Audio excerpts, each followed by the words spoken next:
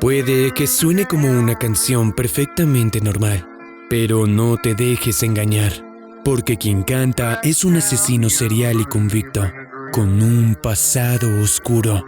De hecho, la policía encontró esta grabación en un campamento abandonado donde descansaba y se resguardaba mientras buscaba a su siguiente víctima. Era el inicio del año académico en la Universidad de Florida, en Gainesville, y el tranquilo municipio de repente estaba lleno de emoción. A medida que los estudiantes atendían el campus, estaban completamente despistados que la maldad miraba cada paso. En menos de una semana, 5 estudiantes inocentes fueron brutalmente asesinados y violentados a manos de un trastornado lunático. La nación entera observaba en terror mientras los investigadores intentaban encontrar al culpable. Aún así, nadie pudo predecir a dónde llevaría este retorcido caso. El viernes 24 de agosto de 1990, Sonja Larson, de 18 años, y Christina Powell, de 17, desempacaban de su auto hacia un apartamento fuera del campus. Las 2 estudiantes de primer año se conocieron durante la introducción de verano y decidieron conseguir un piso para el año académico. Luego de un largo día de mudanza, decidieron descansar con el plan de levantarse temprano el día siguiente para continuar desempacando.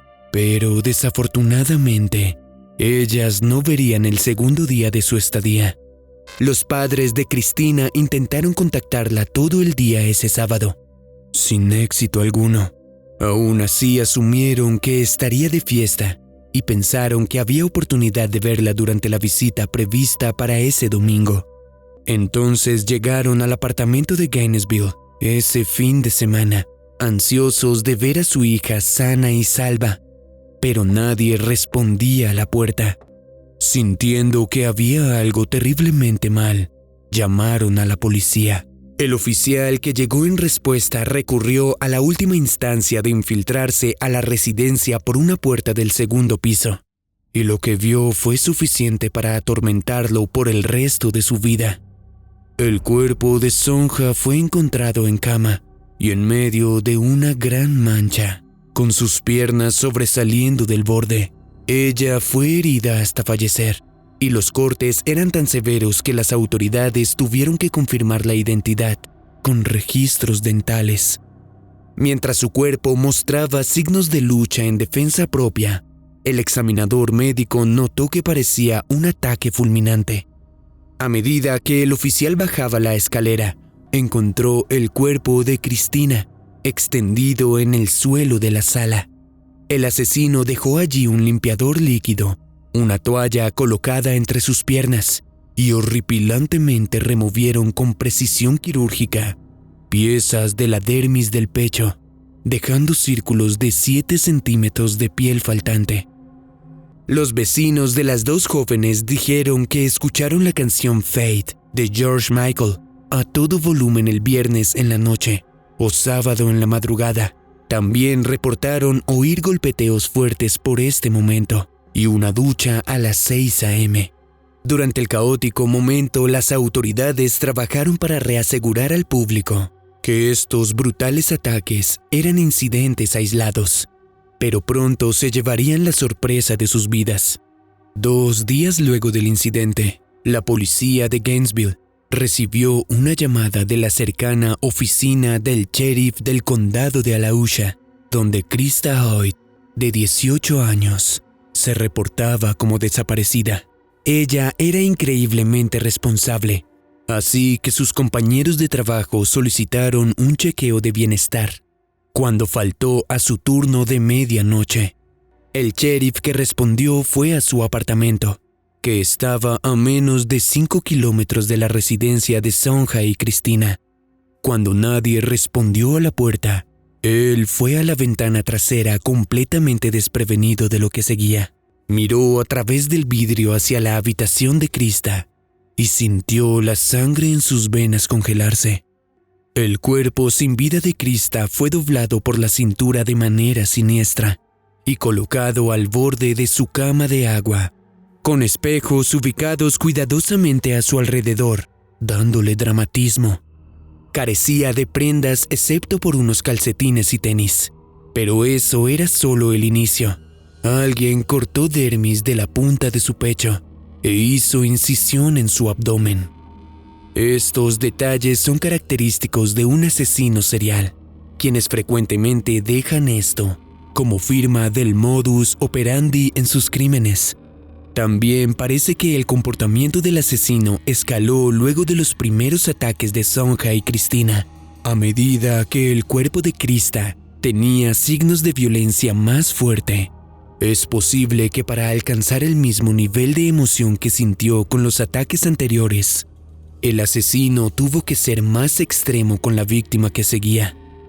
Ahora que las 3 jóvenes de Gainesville fueron brutalmente violentadas en un lapso de 24 horas, la policía sospechaba que habría un asesino serial, sadista en sus manos.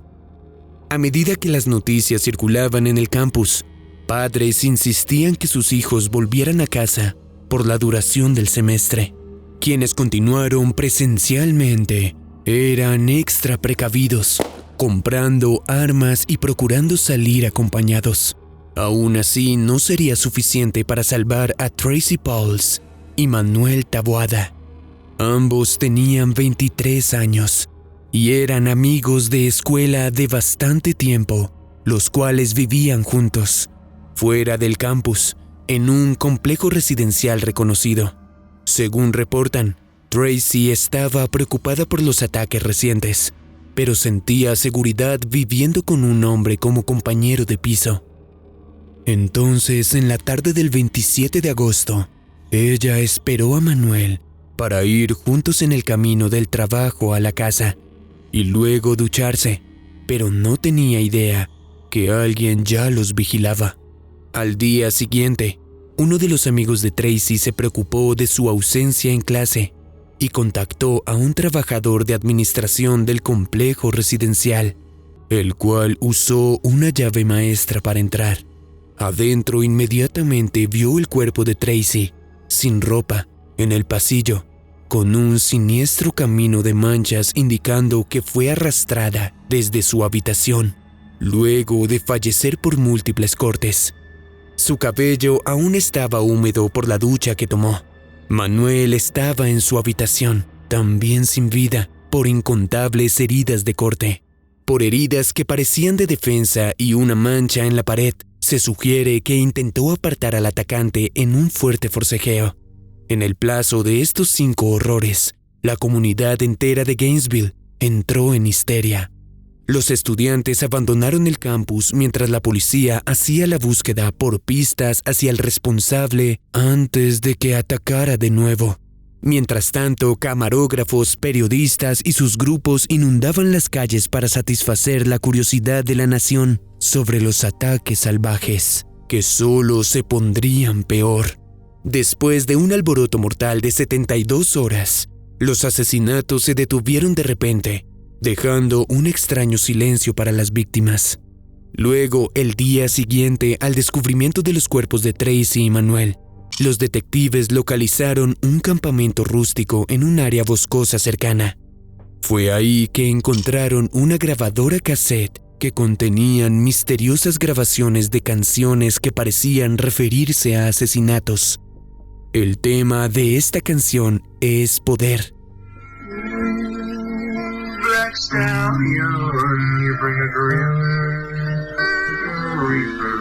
El misterioso que monta es la muerte, quien tiene el poder de escoger quién vive y quién muere.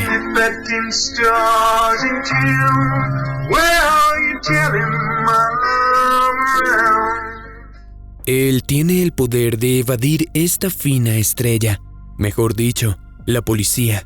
El coro de la canción también sugiere que disfruta de que todos se pregunten cuál es su verdadera identidad.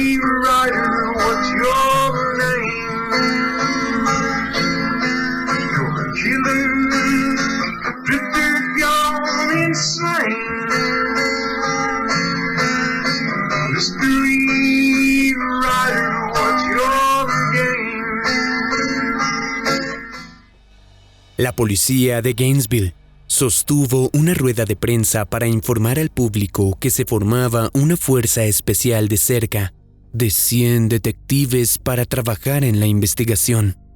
Se convertiría en la cacería más extensa por un hombre en la historia de Florida. Sin embargo, para preservar la integridad del caso, los oficiales no le dijeron al público que ya tenían a un potencial sospechoso en mente: Edward Lewis Humphrey. El 30 de agosto, Edward, de 20 años, fue aprehendido en Gainesville y acusado de agresión luego de una pelea con su abuela. El joven problemático era estudiante de primeros semestres en la Universidad de Florida. Llevaba varias cicatrices en su rostro y un miembro disparejo como resultado de 2 accidentes de auto. Edward era en todo sentido un estudiante muy típico de bachillerato. Pero luego de que sus padres pasaran por un desastroso divorcio y su querido abuelo falleciera, algo en él cambió, haciéndolo irritable y violento. Los pocos amigos que tenía lo describieron como un recluso que frecuentemente cargaba un cuchillo de caza.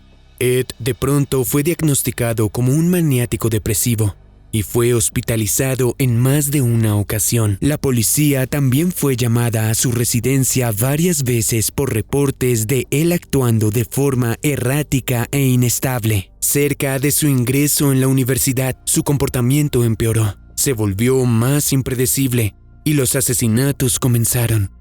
Así que los investigadores colocaron su fianza en $1 millón y lo retuvieron en una celda de concreto de 3 por 3 metros, mientras se concentraban en encontrar más evidencia en su contra. Pero a pesar de sus mejores esfuerzos, los detectives no pudieron detener la caza de los medios por la identidad de su principal sospechoso. Y pronto el nombre Edward Humphrey estaba en todos lados. Durante su interrogatorio, Ed divagó con los investigadores acerca de su personalidad e insistió que en la Biblia Juan, el apóstol, había cometido los crímenes brutales. También se encontró que estuvo cerca del apartamento de Sonja y Cristina la noche del crimen.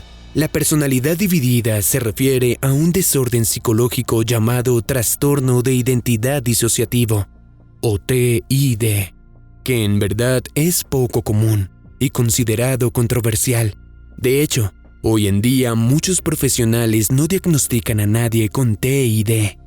Aún así, se expidió una orden de registro y al revisar el auto, casa de la abuela y el apartamento de Ed, donde se quedaba esporádicamente, los investigadores encontraron varios cuchillos y midieron sus tenis para compararlos con las huellas de la escena. También encontraron 3 revistas que contenían artículos sobre cortes de cuerpos en una funda de almohada. Expertos compararon el ADN encontrado en las escenas como cabello, sangre y fluidos con los que Ed, y dado que no daban coincidencias, esta información llevó a los detectives a creer que habían 2 responsables. Pero eso por sí solo no era suficiente para garantizar una sentencia, y así comenzó la búsqueda del cómplice de Ed. Los investigadores decidieron buscar pistas en otros casos sin resolver de asesinatos, y rápidamente su atención fue a uno en una serie de crímenes en 1989 de Shreveport, Luisiana, donde las víctimas fueron Julie Grissom, de 24 años, su padre de 55 años Tom, y su sobrino de 8 años llamado Cian. El trío fue brutalmente atacado en el vecindario residencial donde vivían, y el motivo no parecía ser robo, sino algo mucho más siniestro. Los asesinatos parecían precipitados, con Julie como primer objetivo, mientras que los 3 recibieron cortes hasta fallecer. La joven fue colocada de manera muy cruda para efecto dramático. Junto con los casos de Gainesville, el culpable incluso tuvo el tiempo de cepillar con secadora su cabello, formando una especie de aureola en su cabeza.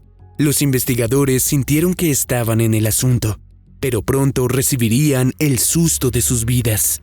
El 7 de septiembre de 1990, llamaron a los oficiales a un supermercado Winn-Dixie, en Ocala, cerca de 64 kilómetros de Gainesville, donde el supervisor era rehén a mano armada.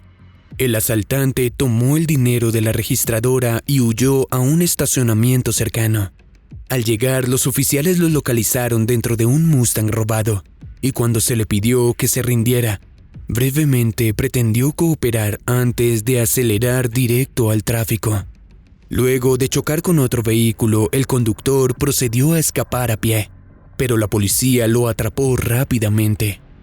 El nombre del delincuente era Danny Harold Rolling, y tenía bastante que decir. Sin aviso, Danny confesó abiertamente que robó el Mustang, e incluso sorprendentemente, disparándole a su padre en el rostro y estómago. Los detectives consecuentemente hallaron una impresionante orden en Danny por intento de homicidio hacia su padre. Ejerció su derecho a un abogado público y en su lugar se declaró culpable de robo a mano armada, posesión de un arma de fuego en un crimen, y de escape y evasión de las autoridades. Danny presuntamente intentó tomar su propia vida y también escapar a través de una ventana. También se aprobó una orden para tenerlo en consideración como delincuente habitual, dado a su largo historial criminal. Incluyendo incontables robos, los detectives eventualmente descubrieron que Danny compartía tipo de sangre con el Destripador de Gainesville, nombre que recibió el criminal en los medios, así que solicitaron consentimiento para una muestra de ADN. Danny aceptó, y adicional a la muestra de sangre, las autoridades removieron uno de sus molares podridos como evidencia. Días después, llegaron los resultados que causarían una ola de impacto en la nación.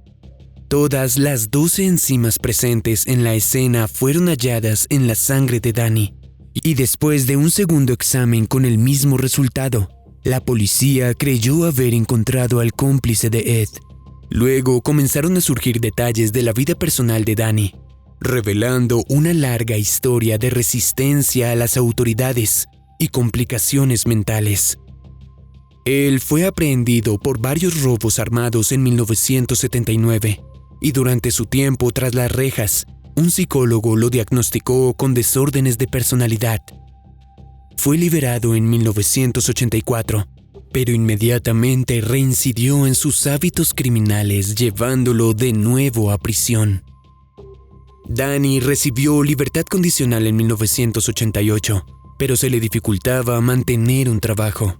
Entonces los detectives hicieron un escalofriante descubrimiento.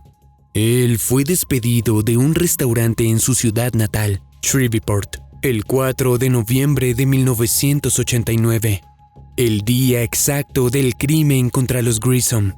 Durante este periodo, los investigadores también aprendieron acerca de la tumultuosa relación de Danny y su padre.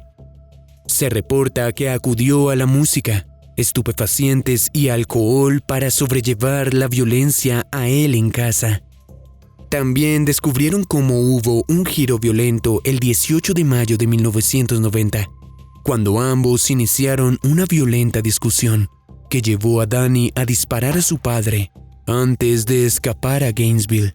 Su padre sobrevivió el ataque, pero le dijo a las autoridades que él no creía a su hijo capaz de asesinarlo a sangre fría. El maltrato que Danny sufrió de niño al parecer tuvo un efecto enorme en su desarrollo y en su comportamiento violento más tarde. A pesar de todo, Danny recibió automáticamente sentencia de por vida, como delincuente habitual en robo armado del supermercado. También recibió 3 sentencias de por vida adicionales por sus otros e impresionantes cargos. Aún así, mientras Danny fue encarcelado, los investigadores estaban determinados a ensamblar las piezas de los crímenes de los estudiantes para asegurar una sentencia. Entonces, al seguir una deliberación increíblemente tensa, Danny fue acusado por un gran jurado por los 5 cargos de homicidio, 3 cargos de agresión y 3 cargos de robo armado. El estado de Florida dejó muy claro que buscarían la pena de muerte en este caso crítico.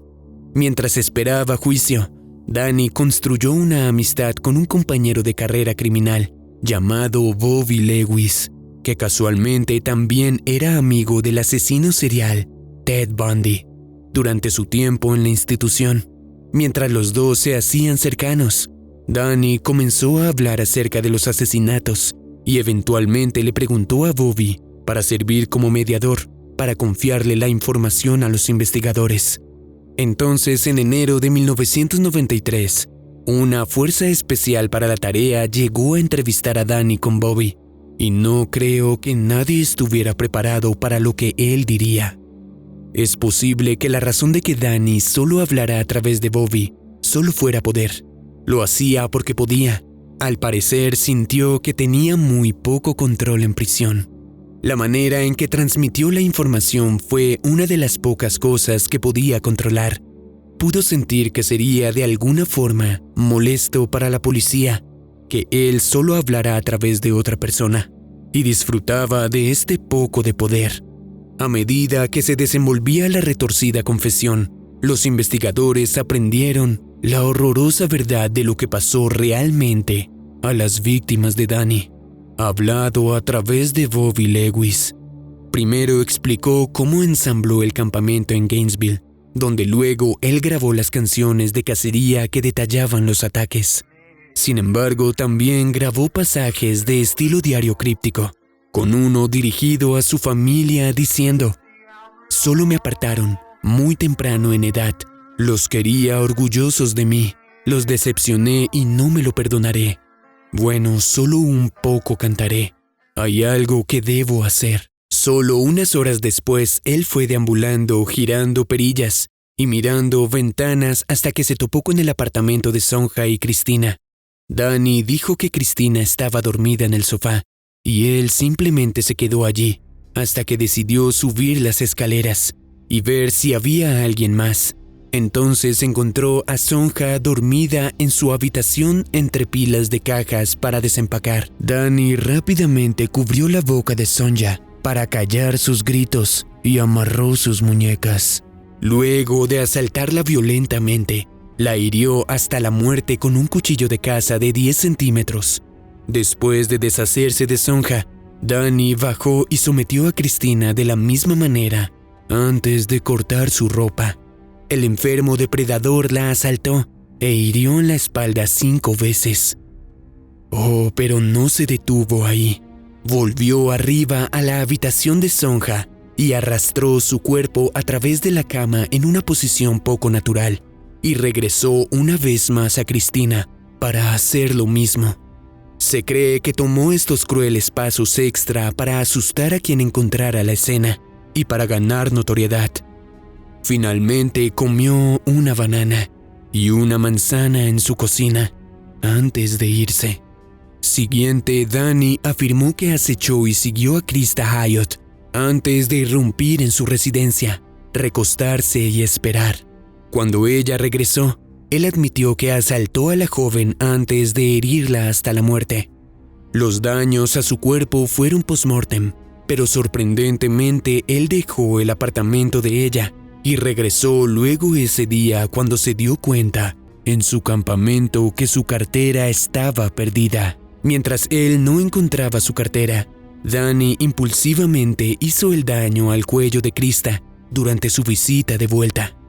Luego, él de manera arrogante contactó a las autoridades, pero no acerca del escandaloso asesinato que acababa de cometer. Por el contrario, era para ver si alguien había devuelto su cartera. Volviendo a los crímenes de Tracy y Manuel, Danny afirmó que estuvo espiando antes de decidirse por ese par. Entonces usó un destornillador para infiltrarse e inmediatamente fue a la habitación de Manuel para someterlo mientras dormía. Él hirió implacablemente al universitario con su cuchillo, incluso cuando Manuel opuso una fuerte defensa que requirió de 8 o 9 heridas profundas para contenerlo. De acuerdo con Danny, Manuel gritó a Tracy que corriera por su vida. Desafortunadamente, luego de atestiguar el horror, Tracy huyó de vuelta a encerrarse en su habitación. Danny tiró la puerta y amarró las manos y boca de ella con cinta de ducto antes de asaltarla y asesinarla. Finalmente, él la posicionó en el pasillo, robó una camiseta del armario de Manuel y huyó en medio de la noche. Danny afirmó que actuó solo y dijo que nunca había conocido a Ed Humphrey, a pesar de que la policía estuvo convencida que habían trabajado juntos. Y escucha esto. Ed ahora estaba negando completamente cualquier involucramiento en los casos e insistió en que se limpiara su nombre. Un gran jurado eventualmente concluyó que Ed Humphrey no debió colocarse como responsable de los ataques de Gainesville, de acuerdo con la retorcida confesión de Danny. Sin embargo, en este punto el estado mental de Ed se deterioró severamente por su estadía en prisión. Danny empezó a culpar de los ataques a una personalidad alterna, conocida como Gemini, mientras también admitió otros asaltos y robos en el área, de los que no tenía cargos. Dijo que esos eran los únicos homicidios, contando aparte del homicidio triple de Shreveport, de los Grissom. Danny le dijo a los investigadores que él solo discutiría ese incidente una vez que ellos manejaran los casos de Gainesville, pero algunos detalles en su testimonio coincidían con la evidencia, como dónde supuestamente enterró el arma homicida y cómo él asaltó a Tracy.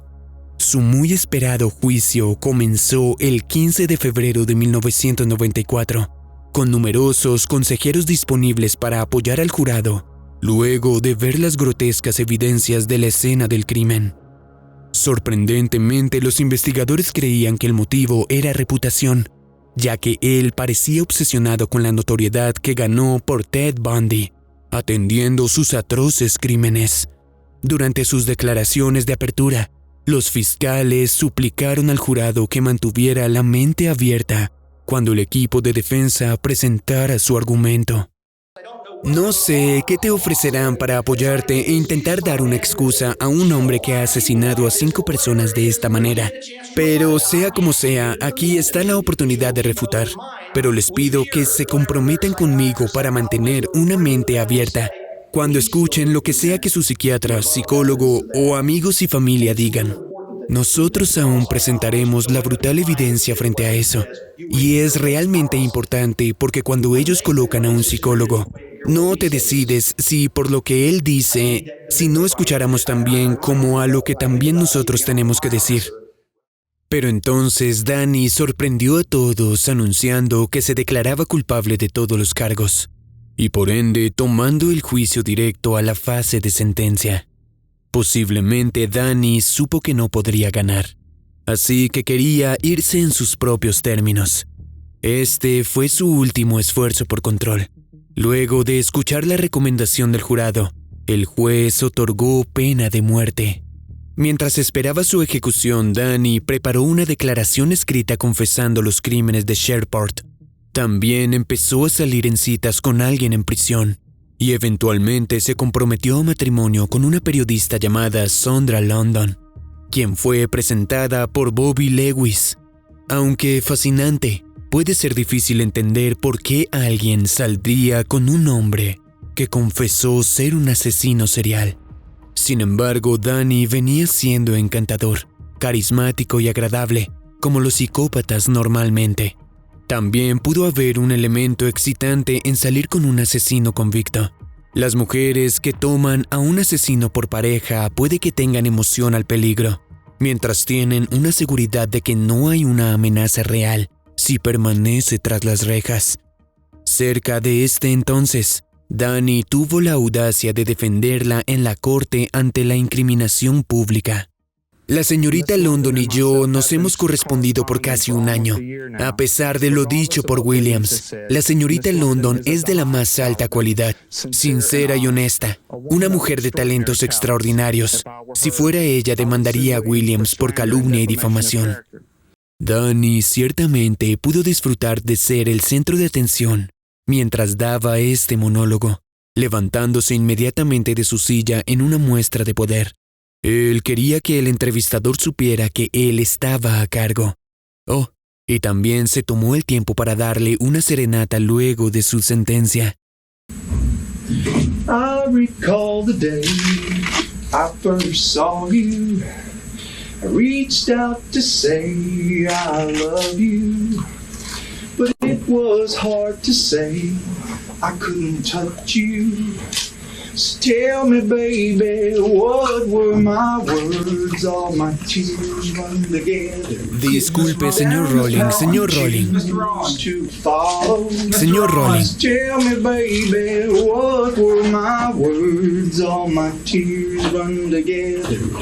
What were my words? All my tears run together, baby. Just like rain. De acuerdo, solo tiene una canción y eso es todo, Rowling.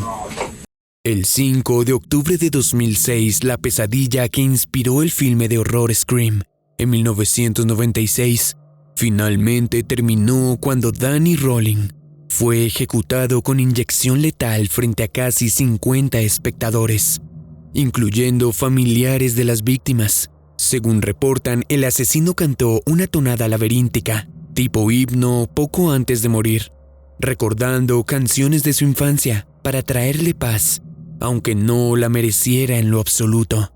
Algunas alertas en este caso. Los precedentes de comportamiento ilegal de Danny, incluyendo varios robos armados, son una señal de que podría escalar.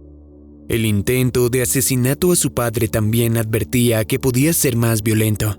Desafortunadamente no había ninguna alerta para sus víctimas, o algo que pudiesen haber hecho de otra forma. Todos los crímenes de Gainesville fueron en los hogares de las víctimas, donde supuestamente podían sentirse seguras. La medida preventiva principal aquí hubiese necesitado pasar en la infancia de Danny. Si sospechas que un niño es maltratado o expuesto a violencia en el hogar, por favor repórtalo a las autoridades locales o de atención a menores. Ahora continuemos con nuestro siguiente caso de verdadero horror. Elise Poehler era una chica de 15 años en Arroyo Grande, California, cuando de repente su vida fue arrebatada de una manera tan malévola que es casi incomprensible. Aún así, mientras se desenvolvió su brutal crimen, la policía quedó impactada no solo por la identidad del culpable, sino por su fría planeación y bizarra motivación. Nuestra historia comienza la noche del 22 de julio de 1995. Elise acababa de decir buenas noches a sus padres y, según sabían, ella fue directo a dormir. No obstante, Elise, quien estaba en su fase rebelde, tenía otros planes para su velada, que no incluía dormir temprano. Entonces, una vez pudo, escapó de su hogar para algo de diversión nocturna, con intención de volver a escondidas antes de que alguien notara que se fue. Pero esto no fue lo que pasó en absoluto. La mañana siguiente, los padres de Elise despertaron en medio de una pesadilla absoluta. El pánico los golpeó y se apresuraron a la estación de policía para reportar su desaparición. Desafortunadamente, basados en el presunto uso de sustancias recreacionales y alcohol de Elise, las autoridades inicialmente asumieron que ella voluntariamente escapó. Pero sus padres argumentaron que era una buena chica y una joven promesa que no huiría de su unida familia. Así que la policía de Arroyo Grande comenzó a delimitar el área y pronto los medios alcanzaron la historia de Elise. Llegaban incontables pistas de posibles avistamientos de la joven en pueblos cercanos, pero todos resultaban nulos. Además, todas esas pistas sumaban a la teoría de que escapó, causando a ambos investigadores y a la familia a dudar de si ella había encontrado una sucia situación, pero pronto tendrían el impacto de sus vidas. Cerca de 9 meses desde la desaparición de Elise, un compañero de escuela llamado Royce Casey fue a la estación de policía con una confesión impactante. El joven de 16 años confesó que asesinó a Elise e incluso les dijo a los detectives dónde encontrar el cuerpo. Pero esto no era todo. También admitió que no actuó solo. Apuntó a Jacob Delashmuth, de 15 años, y a Joseph Fiorell, de 14, como sus cómplices del crimen. Los 3 jóvenes iban a la escuela de Elise pero se sabía que ellos tenían poca expectativa en un futuro académico. Ellos estaban involucrados con uso de sustancias ilegales y eran miembros de una banda de death metal llamada Hatred, odio en español. También era conocido el trío por salir a un lugar llamado el Tubo de la Muerte, donde un joven presuntamente cayó y falleció pocos años antes. Naturalmente, los investigadores querían saber qué llevó a Royce a confesar luego de tanto tiempo, pero nadie esperaba lo que respondió. Más allá de citar creencias religiosas recientemente encontradas, también explicó que sus amigos podrían asesinar de nuevo, y él temía que fuera la siguiente víctima. Las canciones de Hatred abordaban con letras acerca de asesinato y su fidelidad al mal. A pesar de ser el más joven del grupo, Joseph era considerado el cabecilla y tomó su oscura obsesión a niveles peligrosos. Adicionalmente a su colección de libros de ocultismo, y me refiero a casi una biblioteca completa en su habitación, también realizó rituales tan enfermizos que divisó al satánico Aleister Crowley, incluyendo crucifixión de ranas antes de comerlas para alcanzar mayor poder espiritual. La crueldad animal desde la infancia es frecuentemente un precursor a mayores comportamientos violentos hacia personas, incluyendo así el asesinato. Como si no fuera suficiente, los 3 muchachos se inscribieron al sitio web de la Iglesia Oficial de Satán. Joseph y Jacob en verdad pagaron $100 cada uno para volverse miembros con membresía y sacerdotes de la organización religiosa. Entonces te estarás preguntando, ¿cómo resultó Elise en esta fijación satánica? Bueno, advierto que la verdad es más impactante de lo que puedes imaginar. Todo comenzó cuando Joseph y Jacob empezaron a publicar historias de sacrificio humano, muy elaboradas en grupos satánicos.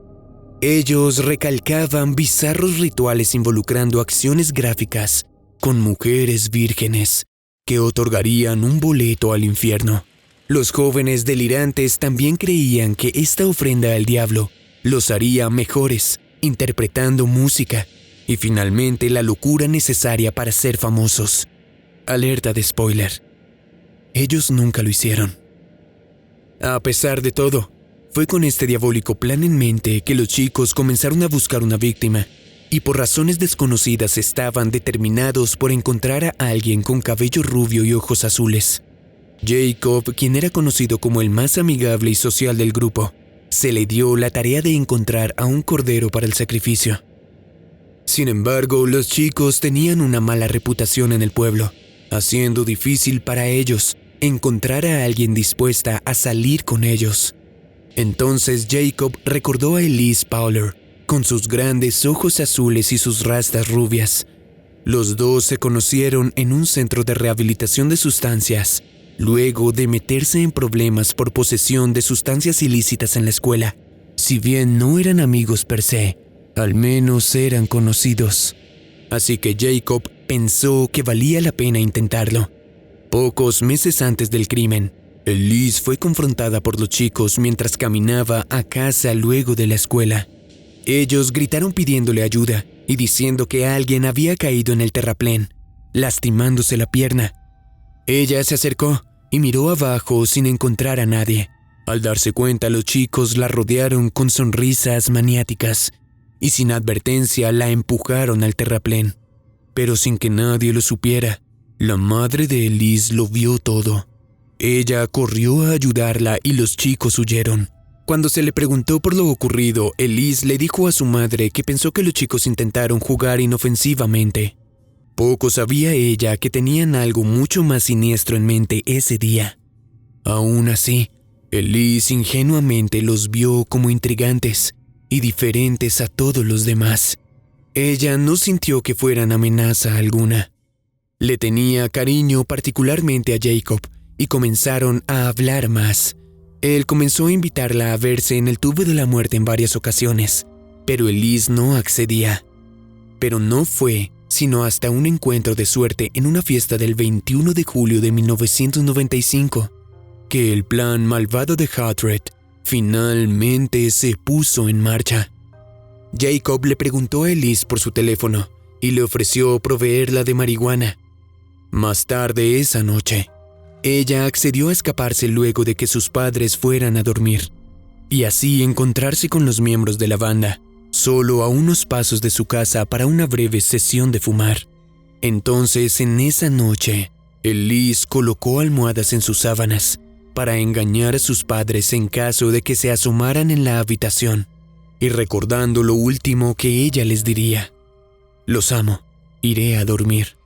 Siempre confiada, nunca se le ocurrió que los 3 chicos que iba a ver serían capaces de lastimarla, ni imaginar quitarle la vida en un rito ocultista. Al encontrarse, ellos decidieron ingerir una forma de ácidos antes de aventurarse en un bosque de eucalipto cercano, para así fumar. En algún punto, Elise perdió su equilibrio y cayó al suelo, incitando a uno de los muchachos que la agarrara violentamente del cabello y así arrastrarla por la maleza.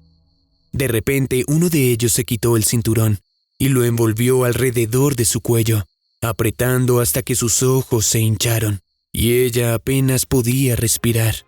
Elise perdió la conciencia, pero despertó poco después con los chicos tomando turnos para herirla con cuchillos en el cuello. Ella desesperadamente luchó por su vida e incluso intentó gritar por ayuda, pero no sirvió de nada. Los atacantes sofocaron los llantos de la chica pisándole el cuello. A veces la violencia escala cuando varias personas están involucradas en el ataque, debido en parte porque sienten una responsabilidad menor, ya que otros también llevan la culpa. El nivel de brutalidad puede incluso aumentar, tal vez a medida que una persona intenta superar a la otra.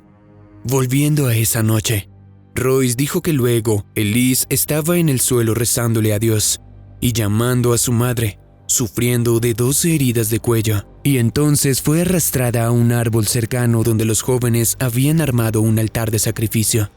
Los investigadores creyeron de verdad que al menos uno de los chicos volvió varias veces para profanar su cuerpo después del incidente.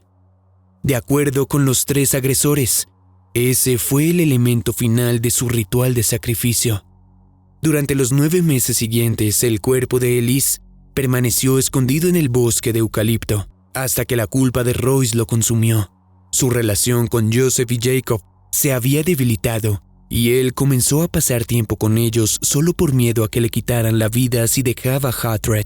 Royce también comenzó a asistir a la iglesia regularmente y aún así su remordimiento creció y finalmente alcanzó un punto de quiebre cuando encontró un volante de la desaparición de Elise. Allí él decidió emparejar las cuentas. Seguida a esta impactante confesión, la policía descubrió los esqueléticos restos de Elise en el punto exacto que él indicó y subsecuentemente los 3 chicos fueron arrestados. La audiencia preliminar empezó en febrero de 1997, con los jóvenes haciendo declaraciones impactantes acerca de su obsesión con la banda Slayer. Durante el procedimiento, Joseph declaró descaradamente que la banda Slayer comenzó a influenciar el modo en que miraban las cosas. Por supuesto, Slayer no era de ninguna manera responsable de las acciones de los 3 jóvenes, pero los padres decidieron aún así intentarlo y tomar acciones legales contra la banda. La representación legal de Slayer respondió apuntando que la primera enmienda protege su música, pero los Pollers argumentaron que no intentaban detener la producción, en su lugar que se diera mejor control a cómo era presentado a los niños. Mientras la banda no mencionó la demanda, el vocalista Tom Araya recalcó: «En parte somos malvados, pero si fuéramos realmente malvados haríamos todo aquello de lo que escribimos». El caso fue a fin de cuentas revisado y retirado por un juez bajo la premisa de que las afirmaciones violaban el derecho de libre expresión de la banda. Sin embargo, el juez se aseguró de notar que las letras de Slayer eran repulsivas y profanas, pero no instruían a espectadores para cometer actos que resultaran en la viciosa tortura de Elise Powler. Todo eso a un lado, Joseph, en última instancia, aceptó un acuerdo con la fiscalía que lo liberaría de todos los cargos adicionales si se declaraba culpable de homicidio en primer grado. Como resultado, recibió una sentencia de 26 años de prisión, y solo demostró remordimiento luego de escuchar esto. Royce y Jacob se les dio la misma sentencia, pero evitaron que se negara la libertad condicional cuando alegaron no disputar. Royce ganó libertad condicional en 2021, y a pesar de que la familia de Elise no sentía rencor de esta posible liberación, el gobernador decidió al final revertir esta decisión, así que él no verá la luz del día por lo pronto. El destino de Jacob y Joseph aún se encuentra en la balanza, mientras que tienen su primera audiencia de libertad condicional en 2022 y 2024 respectivamente. Alertas y lo que podrías hacer. El maltrato a ranas de Jacob como parte de un ritual satánico era una señal de que sería capaz de violencia contra personas. De hecho, varios asesinos seriales tienen una historia de maltrato a animales cuando son pequeños. La obsesión poco saludable de Jacob, Joseph y Royce por la iglesia de Satán y los comentarios que hacían sobre sacrificio humano en grupos de chat satánicos. Tener preocupación por la violencia puede indicar que alguien eventualmente cruzará la línea de la fantasía a la realidad. Los jóvenes empujando a Elise por el terraplén meses antes de su crimen. Una alerta enorme. Es posible que lo hicieran con el intento de quitarle la vida, pero solo fueron detenidos porque su madre vio el incidente. Debes estar pendiente de cualquier acto de violencia, incluso cuando parece ser una broma. Con eso claro, es hora de pasar al último caso de este video. Savannah Gold era una estudiante de Jacksonville, Florida, quien fue descrita como una cuidadora innata y con una verdadera empatía. Con 21 años era capaz de esparcir felicidad a donde fuera, incluyendo su trabajo en la parrilla del Maccabi, donde ella trabajó por los últimos 2 años. Sin embargo, el 2 de agosto de 2017, salió de casa hacia su turno de 5:30 al restaurante de comida marina y nunca regresó. Los investigadores rápidamente se dieron cuenta que no tuvo ni posibilidad de fichar su turno de trabajo. 1 hora y media después de que ella saliera, su madre recibió un extraño mensaje del teléfono de su hija, lleno de errores de ortografía diciendo: «Hey, solo quería hacerte saber a ti y a mamá. Conocí a un muchacho genial y estamos escapando juntos. Lo amo y partimos esta noche. Te llamaré luego cuando nosotros vayamos a irnos a donde vamos». Solo minutos después, la hermana de Savannah recibió el mismo mensaje, también enredado de errores, y decía: «Hey, renuncio, me voy con mi novio. No puedo hacer esta... Nada, estoy bien. Solo quiero alejarme». La familia Gold supo al instante que algo andaba mal a medida que los mensajes no coincidían para nada con Savannah. Así que después de llamar y escribir a su teléfono varias veces sin respuesta, contactaron a la policía y reportaron que desapareció. Las autoridades rápidamente ubicaron el auto de Savannah en el estacionamiento en la parrilla Maccabi, con las puertas sin seguro y con un corte en la llanta frontal izquierda. Además, los detectives descartaron robo como motivo, luego de encontrar su bolso con dinero y tarjetas de crédito. Allí la única cosa que parecía perdida era su celular. Mientras los amigos, familia y compañeros de trabajo de Savannah repartían volantes en la ciudad, los investigadores revisaron cámaras de vigilancia cercanas. Afortunadamente, hubo acceso a material de una cámara que observaba todo el estacionamiento, y lo que vieron envió una ola de miedo para toda la comunidad. Podía verse a Savannah estacionando su auto, e inmediatamente después, un Chevy Malibu color plata entra en el cuadro y estaciona justo a su lado. Ella sale de su vehículo y se detiene a hablar con alguien dentro del Malibu, a través de la ventana abajo del conductor, alrededor de 14 minutos. Luego Savannah sube al asiento trasero y una vez adentro, el Malibu se tambalea de lado a lado violentamente, con una de las puertas cerrándose y abriéndose repetidamente, como si alguien intentara salir. Finalmente, luego de 90 segundos de lo que parece ser un desesperado forcejeo, el auto se queda quieto y el conductor sale para tomar algo del auto de Savannah, posiblemente su teléfono. Entonces hace un corte en la llanta de ella y conduce lejos, aún con Savannah adentro. La policía pudo discernir que se trataba de un hombre, con cabello corto y oscuro, pero el material tenía mucho grano para identificarlo inmediatamente. Dándose cuenta con horror que acabaron de ver una abducción grabada en cinta, los detectives se impulsaron a actuar a identificar el vehículo en cámara. También entrevistaron a cualquier persona cercana a Savannah, incluyendo al chef y coordinador de la parrilla de Maccabi, llamado Lee Rodante, de 28 años, quien estuvo muy involucrado en la búsqueda. Él también pareció agotado e increíblemente perturbado de la desaparición repentina de su compañera de trabajo. Lee le contó a los investigadores que no la había visto en todo el día, pero todo cambió cuando los investigadores hallaron que él era el dueño del Chevy Malibu. Entonces Lee fue llamado para una entrevista luego de 3 días de la desaparición de Savannah. Y esta vez los investigadores notaron algo que los paralizó en escalofríos. Pidieron a Lee que se quitara su abrigo de chef, y cuando lo hizo mostró varios cortes en sus brazos y cuello que parecían estar frescos. Él afirmó que fueron autoinfligidos. Ahora, aquí es donde las cosas se vuelven realmente dementes. Lee continuó negando cualquier involucramiento en los hechos, pero comenzó a ofrecer más perspectiva en su relación a medida que la entrevista continuaba. Entonces, como que conectamos y salimos un tiempo. Diría que probablemente un periodo de 2-3 meses.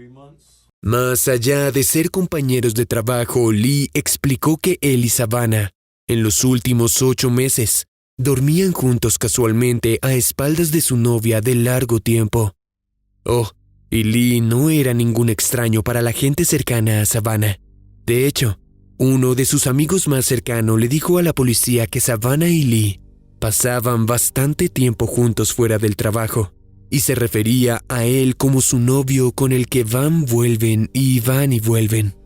La madre de Savannah también afirmó que ella se suponía que conocería a Lee en la cena una noche en su casa, pero él no llegó. Frente a esta información, Lee admitió que había más en su relación, pero afirmó que recientemente había terminado con Savannah.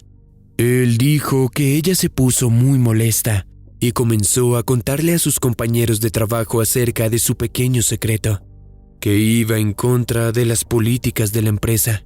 Escuché que ella estuvo básicamente diciendo a un montón de gente del trabajo que nos acostamos montones, como un par de días antes de eso, y que ella iba a, contar toda la situación y ya saben, intentaría hacer que me despidieran básicamente. ¿Por qué te despedirían por eso?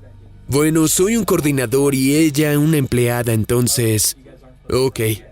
Muy asustado de perder a su novia y su empleo, Lee confrontó a Savannah en el estacionamiento y afirmó decirle: apreciaría si tú, ya sabes, necesito que te detengas. Lee continuó diciéndole a los detectives que ella no respondió bien a su petición, y erupcionó una discusión entre ellos. Aún él mantuvo su inocencia, y dijo que Savannah entonces entró en un camión Ford verde con alguien más, y así salieron de allí. Y se marchó.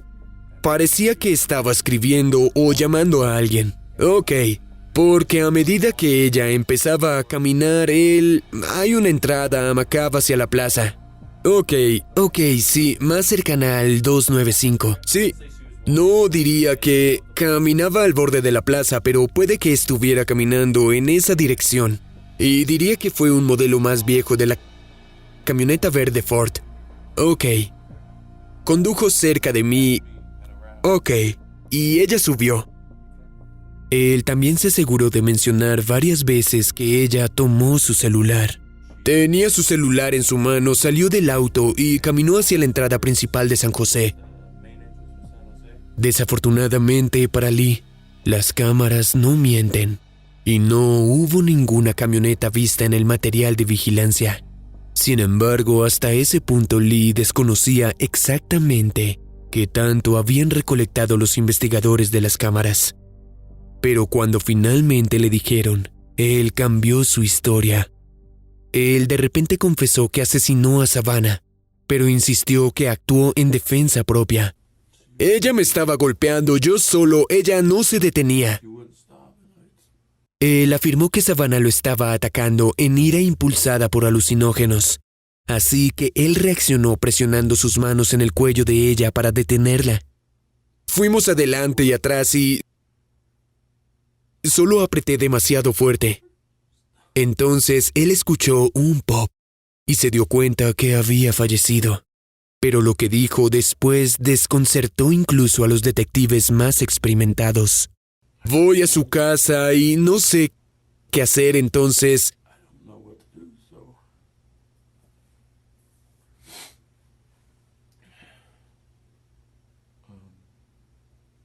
tengo un pozo de fuego en mi patio trasero y la puse allí. Aunque él se quiebra y llora varias veces durante el interrogatorio, no es claro si expresa arrepentimiento genuino, si es por el hecho de que fue capturado o si simplemente está actuando. Lee admitió que intentó quemar y enterrar el cuerpo de Savannah en su jardín trasero antes de colocar el cuerpo en su parrilla de camioneta y conducir a un pozo cercano donde se deshizo de los restos. También admitió que envió a su familia mensajes de texto desde el celular de ella, para hacerlo parecer como si ella escapara. Es posible que cuando Lee habló con Savannah, él no intentara asesinarla, pero en su lugar actuó en un momento de ira, y puede explicar por qué el crimen parece tan desorganizado. Él parece desprevenido a que hay cámaras de seguridad mirando hacia los vehículos. Los mensajes de texto a la familia también estaban llenos de errores y parecían enviados en medio de un afán. Lee fue dejado solo en la habitación de interrogación. Voy a morir, iré a la cárcel.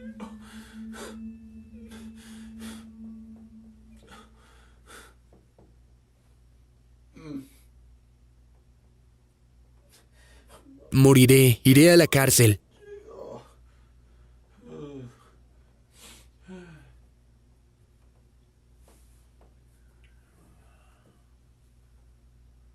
Torpe Lee, qué torpe. La obvia angustia y los comentarios a sí mismo de ir a la cárcel soportan la teoría de que este crimen pudo ser resultado de un temperamento violento, más que de un asesinato fríamente calculado. Parece que hasta ahora se percata de las consecuencias de sus acciones. Mientras tanto, se desplegó un equipo de buzos para recuperar los restos de Savannah, y fue encontrada justo en el lugar donde Lee dijo que podría estar. El cuerpo fue encontrado con una sábana y una hoja plástica amarradas con cinta de ducto. Durante la autopsia, los examinadores médicos encontraron quemaduras en el 75% del cuerpo de Savannah y el cartílago de su tiroidea fue fracturado. Aún así, no podían creer que la muerte fuera instantánea y solo pudieron reportar que fue una muerte violenta. Entonces puede que en realidad nunca sepamos qué pasó en este auto. Pero de lo que sí hay constancia, no hubo alucinógenos encontrados en el cuerpo de Savannah, desacreditando enormemente la historia de defensa propia de Lee. Como resultado, Lee Rodante fue arrestado y enfrentó cargos de homicidio en segundo grado, manipulación de pruebas y asalto a un cuerpo. Se declaró inocente a pesar de la detallada confesión que incluso intentó traer las leyes de defensa propia para defensa, lo que implica que la persona tiene derecho de responder a amenazas sin miedo a una persecución penal. Cuando el intento fue rechazado, él cambió su declaración a culpable para evitar cadena perpetua, y así se le dio prisión por 40 años. Si le preguntas a la familia de Savannah, ese castigo ni se acerca a lo duro que debe haber sido. Alertas. El hecho de que Lee cambiara frecuentemente su historia acerca de Savannah era una alerta de que podría no decir la verdad. ¿Cómo evita situaciones similares? Mantente pendiente a tus alrededores en estacionamientos y garajes.